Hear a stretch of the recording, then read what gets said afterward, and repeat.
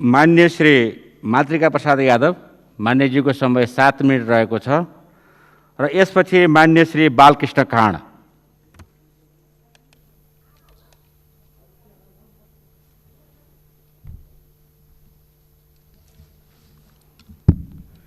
सम्माननीय सभामुख महोदय, जसरी संविधान देशको मूल कानुन भए जस्तै बजेट आय व्ययको विवरण मात्र नभएर देशको राजनीति, आर्थिक र सामाजिक व्यवस्था के हो र अब कता जाने हो त्यसको समग्र दस्तावेज हुनुपर्ने हो। हाम्रो संविधानले सबै क्षेत्रमा लोकतान्त्रिक मूल्य र मान्यतामा आधारित समाजवादप्रति प्रतिबद्ध रही समृद्ध राष्ट्र निर्माण गर्न निर्देशित गरेको छ। तर संविधान घोषणा भएको करिब 56 महिना 15 दिन भइसकेको छ। कस्तो खालको समाजवाद ल्याउने हामीले अहिलेसम्म चाहिँ किटान गरेका छैनौँ, बहस गरेका छैनौँ। अनि बजेटबारे छलफल गर्छौँ, रिजल्ट आएन भने पक्ष विपक्षमा खडा हुन्छौँ, पास गर्छौँ। रोपे पेड़ बबूल का आँप कहाँ से है? आँपको पेड़ रोप्नु पर्यो, रुख रोप्नु पर्यो नि त। त्यसैले चाहिँ मेरो विचारमा त्यो भएको छैन।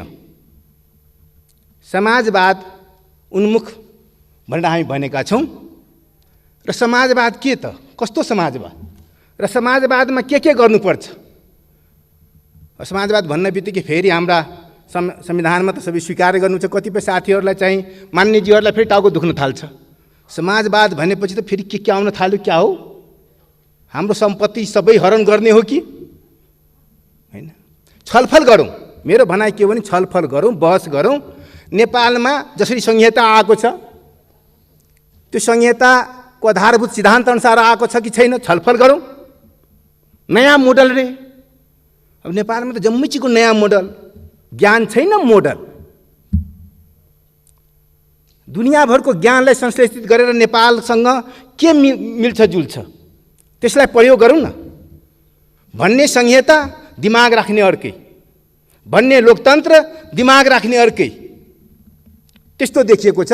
त्यसैले बजेटमा पनि त्यो चिज चाहिँ झल्किन्छ। हेर्नुहोस्, जसले ल्याए पनि त्यही झल्किने हो, जसले ल्याए पनि त्यही झल्किने हो। र अहिलेसम्म जसले ल्यायो बजेट सबैमा त्यही झल्केको छ। त्यसैले मेरो आग्रह कहाँनिर हो भने हामी यो बारे छलफल गरौँ। अब बजेट कस्तो ल्याएको छ भने आम्दानी 58, खर्च रुपैयाँ। त्यो बजेटले कहाँ समाजवादलाई पुर्याउँछ र कहाँ? अब अर्थमन्त्रीजी हुनुहुन्छ कि हुनुहुन्न, तर जो भए पनि त उहाँलाई त भनिहाल्नुहुन्छ, कुर्सीले पनि भन्छ। अब चालु खर्चमा 64%, 64.4% छ। पुँजीगत खर्च 23.9% छ। र बजेट वित्तीय व्यवस्था त्यो 82 आज होला 11.7% छ। त्यो पनि चालुमा खर्चमा जोड दिनुहोस् त, कति विकासमा खर्च हुन्छ? 23.9 ल 24 राख्ने, एक थप्दिउँ। र त्यसमा पनि तपाईँको मान्यज्यूहरूलाई थाहा छ कि छैन, मैले सुने अनुसार जति पैसा जान्छ उपभोक्ता समिति बन्छ, त्यसमा पिसी काट्छ। अरू के लेनदेन हुन्छ मलाई थाहा छैन। त बजेट कति खर्च हुँदो हो विकासमा? त्यसमा पनि सबै खर्च हुँदैन, सबै खर्च त हुँदैन। अनि विकास कहाँबाट हुन्छ? जनताले राहत कहाँबाट पाउँछ? त्यसैले चाहिँ यो बारेमा छलफल गर्नु पर्यो। सभामुख महोदयसँग मेरो विनम्र आग्रह के छ भने हाम्रो यो अर्थ प्रणाली उत्पादन जुन सम्बन्ध छ पुँजीवादी छ र पुँजीवादमा आधारित सम्बन्धमा आधारित उत्पादन स्वामित्वको स्वरूप, उत्पादन सम्बन्ध निर्धारण र वितरण प्रणाली कायम गरेको अहिले छ। त त्यसलाई चाहिँ समाजवाद किसिमको, त्यसलाई समाजवादमा कसरी रूपान्तरण गर्ने त्यो अनुसारको चाहियो नि त। ती सबै सम्बन्धहरू त्यो अनुसारको चाहियो, त्यही छैन। त्यसैले मेरो आग्रह कहाँ छ भने यो बारेमा चाहिँ अब हल्ला गर्छौँ, रिजल्ट आएन, जहिले पनि त्यही हो, खर्च भएन। अर्थविज्ञहरू यहाँ धेरै हुनुहुन्छ, उही छ के उही आफू अर्थमन्त्री हुँदाखेरि त्यही गर्ने, अरूले अर्थमन्त्री हुँदाखेरि विरोध गर्ने कि मतलब भएन। कसको पालामा के रिजल्ट आयो छलफल गरौँ न एकचोटि, हाउसमा छलफल गरौँ, स्वतन्त्र दिमागले छलफल गरौँ, पक्ष विपक्ष छोडिदिउँ, देशलाई राखेर छलफल गरौँ। त्यो परम्पराको एकचोटि थाल्ने गरौँ न। त्यही भएर नेपाल अगाडि बढेको छ। अहिलेसम्म जति पनि परिवर्तन भएको छ त्यही अनुसार परिवर्तन भएको छ, तर हामी त्यो बिर्सिहाल्छौँ। पावरमा पुगेपछि म भन्दा जान्ने कोही छैन भनेर हाम्रोमा घमण्ड आउँछ। कसरी विकास हुन्छ? सबैको ल्याउँ न, छलफल गरौँ न, अगाडि बढौँ न। त्यो छैन। त्यसैले चाहिँ समय थोरै भएकोले सभामुख मार्फत मेरो के आग्रह छ भने हामी नजान्नेहरूलाई एकचोटि छलफल गराइदिनु पर्यो के मतलब। हाउसमा हामी नजान्नेहरूको बिचमा चाहिँ एकचोटि छलफल, जान्नेहरूलाई चाहिँ बाहिर राखिदिनु पर्यो कि मतलब। जान्नेहरू त बस्ने कुरा पनि आउँदैन। त्यो एकचोटि गराइदिनु छलफल, र त्यसबाट जो निचोड आउँछ त्यो बारेमा फेरि जान्नेहरूले छलफल गर्ला।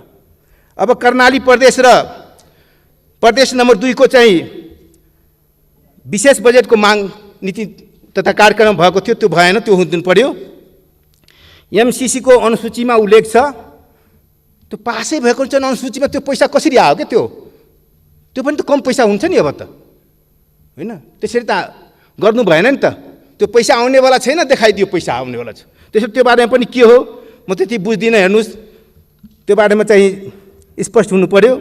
भूमि बैंक होइन, तपाईँको प्लटिङ गर्नु पर्यो। त्यो जग्गा घरेरीको प्लटिङ होइन, प्लटिङमा नियमै बनाइदिने, प्लटिङमा जाने, सहकारीकरण गर्ने र एग्रो इन्डस्ट्रीको चाहिँ प्रधान बनाउने, त्यो अनुसार अगाडि बढ्नु पर्यो। उद्योगहरूलाई चाहिँ रक्षा गर्नु पर्यो, कमाइ भएको बेलामा कर लगाउने र जब सङ्कट पर्छ उसलाई सहयोग गर्ने, त्यो हुनु पर्यो।